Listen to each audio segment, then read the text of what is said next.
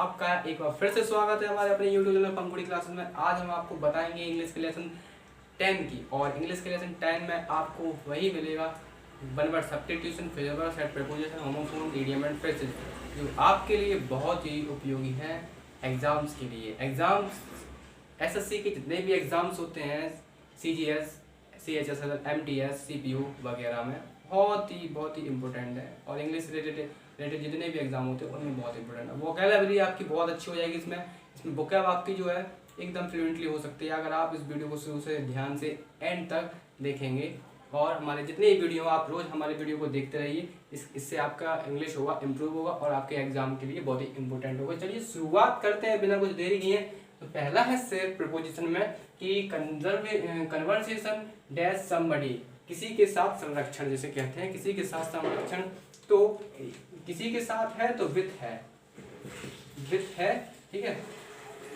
Next है हमारा decision dash some case, decision dash some case. आप देखिए क्या होता है कि किसी मामले पर क्या होना, किसी मामले पर निर्णय लेना, किसी जैसे कि कोई मामला हो गया है, कहीं पे दुर्घटना हो गई, कोई इंसिडेंट हो गया, तो उस पर क्या लेना, क्या निर्णय लेना, तो इन होगा इसका, ठीक है, सॉरी ऑन सम केस, ठीक है, ऑन सम केस, ठीक है। नेक्स्ट है हमारा decline dash an emperor, decline dash an emperor, एक सम्राट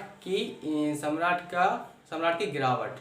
तो एक सम्राट की गिरावट थोड़ा सा अजीब लग रहा होगा, लेकिन ये है बहुत ही समझने वाला पॉइंट है कि एक सम्राट की गिरावट। अब गिरावट किस में आ गई वो हमें नहीं पता, वो हम तर्क लगा सकते हैं, ठीक है, एनालाइज कर सकते हैं, जैसे कि उसके कोश में, ठीक है, धन वगैरह में।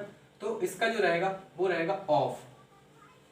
नेक्स्ट हमारा decline dash moral, decline dash moral यानी नैतिकता में गिरावट। अब नैतिकता में गिरावट आप समझ सकते हैं, तो इसका रहेगा, आप देखिए इसका एन एम्परर है तो ऑफ लगा है, अब मोरल है तो यहाँ क्या लगेगा, इन, ठीक है, नैतिकता में, ठीक है, इन।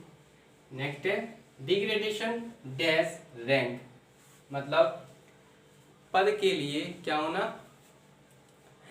पद के लिए हिरास होना, या पद का हिरास होना, ठीक है, या पद कैसे समाप्त होना जिसे कहते हैं, तो उसके लिए लगता है फ्रॉम, किससे हिरास, किससे होना, किसी पद से, तो फ्रॉम हो गए ये हमारे इडियम, सॉरी सेट प्रीपोजिशन। अब हम होमोफोन्स की बात करते हैं। होमोफोन से सबसे पहले आएंगे हम इडियम एंड फ्रेजेस, होमोफोन्स आपको बाद में बताऊंगा। इडियम एंड फ्रेजेस मुहावरे और उसके वाक्यांश जिसे कहते हैं। Dig the grave, dig the grave. अब डिग द ग्रेव क्या होता है दोस्तों, डिग द ग्रेव जो होता है वो होता है कब्र खोदना। अब कब्र खोदना तो कहते हैं किसी कब्र खोदते तो हम डायरेक्ट उसका डिग द ग्रेव, ठीक है। तो इसका जो फ्रेजेस होगा वो होगा इसका कि टू डेस्ट्रॉय यानी नष्ट करना।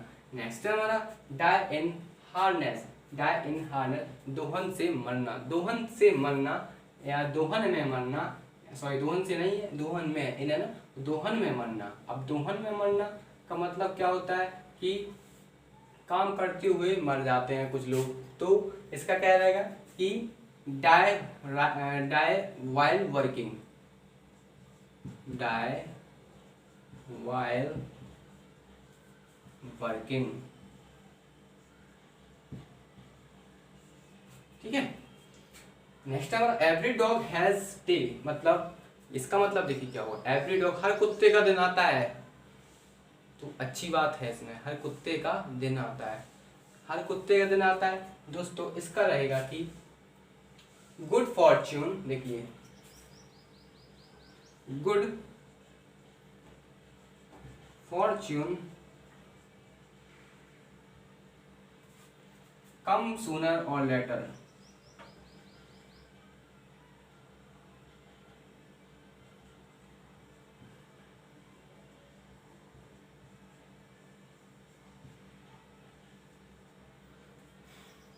मतलब सौभाग्य से या जल्दी से अच्छा होना, या फिर क्या होना कि सौभाग्य जल्दी या बाद में आता है, ठीक है। नेक्स्ट हमारा एवर एंड एनन या एवव, एवर एंड एनन या एवव। अब देखिए इसका क्या रहता है, यहाँ तक की और ऊपर, जैसे क्या कहते हैं एवर, एवर एंड एनन या एवव, दोनों में से कुछ भी हो सकता है, यहाँ तक की और ऊपर। तो सिंपल सा रहेगा, इसका जो रहेगा वो होगा कि आपका, इसका ये रहेगा सीधा सा कि no, now and then, now and then, या देन के बाद, या समटाइम्स, कभी कभार से कहते हैं, समटाइम्स यानी कभी कभार, ठीक है। डाउन एंड आउट, नीचे और बाहर, नीचे और बाहर सीधा सा मतलब है कि पुअर एंड र्यून,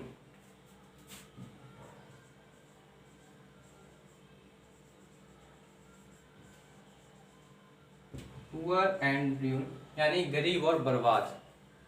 नीचे और क्या होना, आउट होना, बाहर। नीचे अब कोई चीज नीचे गिरती है और अगर नीचे गिर जाती है तो उसको क्या कहते हैं, बाहर कर देते हैं, तो उसको क्या कहते हैं, पुअर एंड गरीब और क्या होना, बर्बाद होना। र्यून मीन्स क्या होता है, बर्बाद, ऐसा ही है, ठीक है।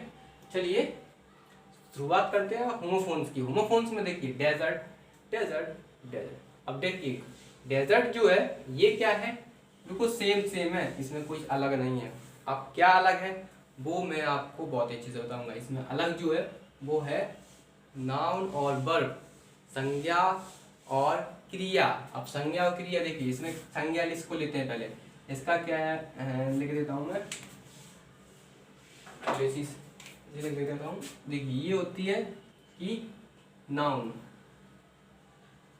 ठीक है, नाउन है। अब नाउन है तो देखिए डेजर्ट यानी असैंडी,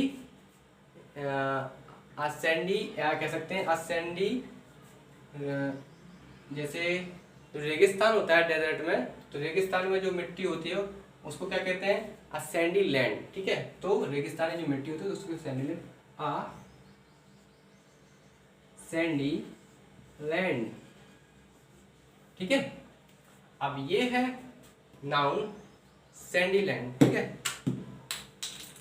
अब सैंडी लैंड, अब नेक्स्ट है वाला डेजर्ट। अब ये डेजर्ट जो है वो वर्ब है यानी क्रिया, वर्ब,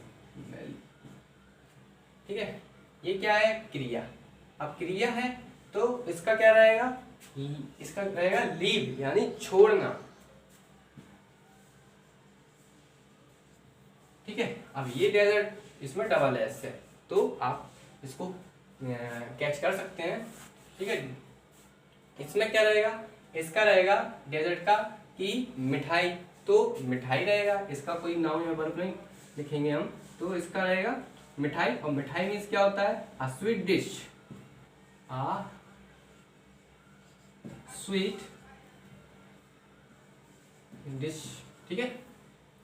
अब देखिए इसमें भी डोमिनेंट एंड डोमिनियर, इसमें फिलहाल अलग अलग है लेकिन दोनों का नाउन और वर्ब है। ये नाउन है, ये वर्ब है, ठीक है। ये नाउन है, ये वर्ब है। अब नाउन और वर्ब है तो इसमें देखिए पहला है डोमिनेंट यानी इसका होता है प्रमुख, प्रमुख या कह सकते हैं हम इसका इफेक्टिव, इंग्लिश में तो इफेक्टिव, ठीक है। इसकी जो मीनिंग है वो इफेक्टिव होगी। और डोमिनियर है, इसका होता है कि अत्याचार, अत्याचार तो कह सकते हैं to dominion, to dominant,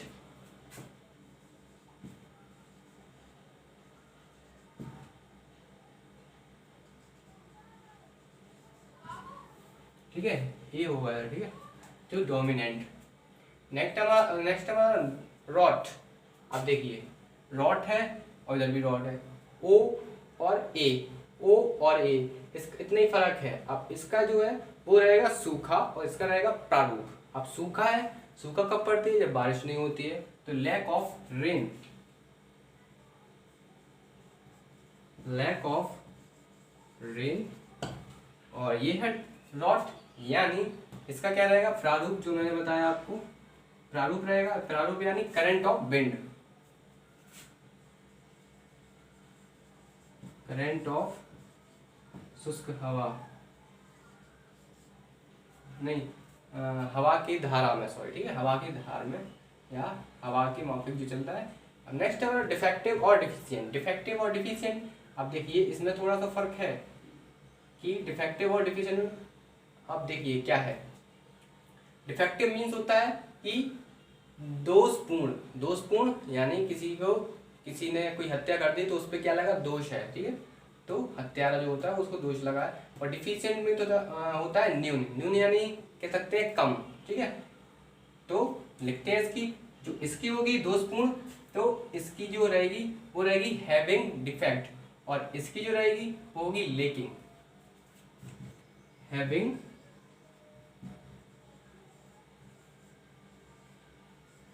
defect और लेकिंग। बहुत अच्छे से ध्यान से देखते रहना दोस्तों, और इसको बहुत अच्छे से आप कर लीजिए, अपने कॉपी में नोट डाउन करते आइए, बहुत इंपॉर्टेंट है। आप देखिए डोज, डोज दोनों में कोई साउंड में कोई वो नहीं है अंतर, दोनों का अंतर एक ही है कि डोज और डोज। अब ये जो डोज होता है वो होता है झपकी लेना, झपकी लेना, तो जिसे हम इंग्लिश में कह सकते हैं 40 विंग्स, विंग्स नहीं जी नहीं लगेगा, यहाँ लगे के, 40 ये होता है झपकी लेना, 40 FOUR नहीं FORT भाई, 40 विंग्स, ठीक है।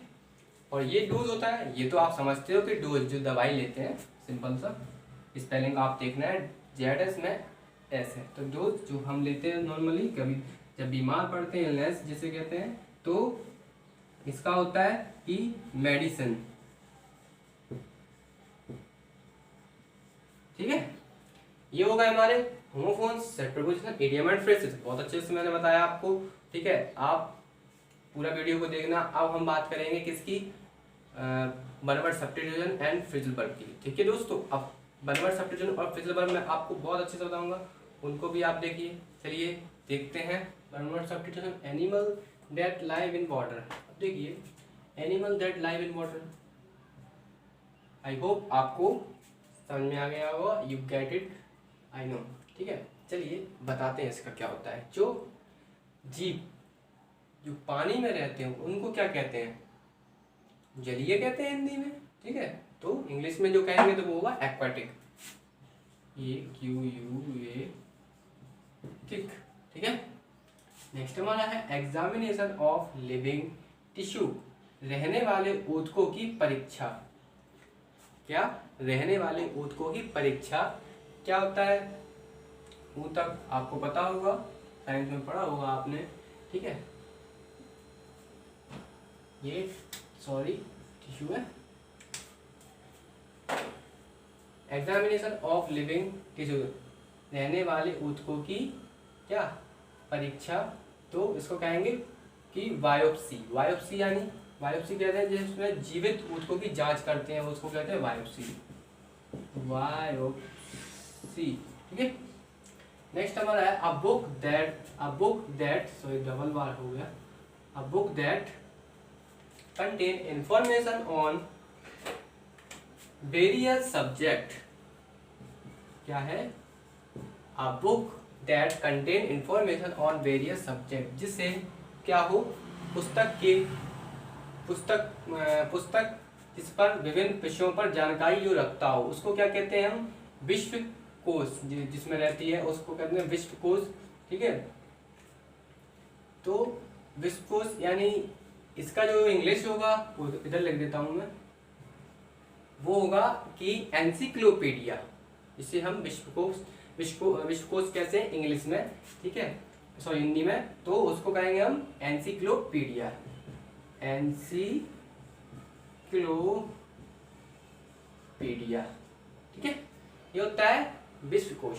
नेक्स्ट है हमारा lasting for a very short time, lasting for a very short time, इसका सीधा सा मतलब है एक बहुत ही कम समय के लिए स्थायी जिसे कहते हैं, तो अल्पकालीन जिसे कह सकते हैं, या फिर हम क्षणिक कह सकते हैं। तो जो इसकी हिंदी होगी वो होगी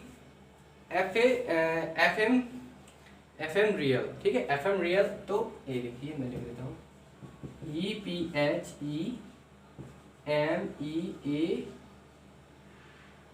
एफेमियल, ठीक है। इसे कहते हैं क्या कि क्षणिक। नेक्स्ट है कंक्लूडिंग स्पीच, कंक्लूडिंग स्पीच, एक समापन भाषण जिसे कहते हैं। अब एक समापन भाषण, ठीक है, जैसे कोई भाषण दे रहा हो तो वो समापन भाषण जैसे होता है, उसमें कुछ अच्छे शब्द जैसे कह देते हैं, तो उसी को हम कहते हैं कि एपिलॉगी, एपिलॉग, ठीक है, एपिलॉग, एपिलॉग, ठीक है, इसे क्या कहते हैं, एपिलॉग, यानी विशिष्ट भाग। नेक्स्ट है हमारा फ्रेजल वर्ब। अब देखिए फ्रेजल वर्ब, फ्रेजल वर्ब में क्या होता है, हमें इसको सेंटेंस के अकॉर्डिंग बनाया जाता है, लेकिन मैं इसकी आपको सिर्फ इंग्लिश बताऊंगा, ठीक है, इससे आप पकड़ लो, कैच कर लोगे। इसका इंग्लिश जो होगा वो होगा, पहला देखिए keep on. Keep on means होता है कि जारी रहना। अब जारी रहना यानी कंटिन्यू, कंटिन्यू, ठीक है, कोई वर्क हो रहा होगा और वो जारी होगा, ठीक है, कंटिन्यू भी होता है, और एक लैरी ऑन, और sorry carry on, carry on. Next हमारा कीप अप। कीप अप कहते हैं ना सीखना, कीप अप, कीप अप कहते हैं ना सीखना, इसका रहेगा हमें मेंटेन, मेंटेन। नेक्स्ट हमारा लेव बाय, लेव बाय यानी कि संचित करना, संचित करना यानी सेव करना, हाँ, सेव मनी। नेक्स्ट हमारा ले डाउन, ले डाउन। अब ले डाउन देखिए ये है संचित करना, ले डाउन मीन्स क्या होता है कि इसका कह सकते हैं हम कि मर मिटना, मर मिटना यानी एस्टेबलाइज, या फिर हाँ एस्टेबलाइज और रूल,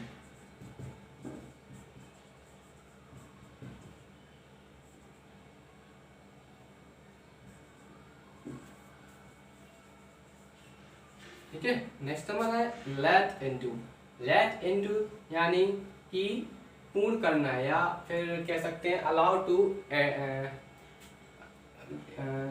लेट इनटू यानी क्या करना, अंदर आने के लिए बोलना, या फिर ऐसा कुछ, ठीक है। तो हम कह सकते हैं अलाउ टू एंटर,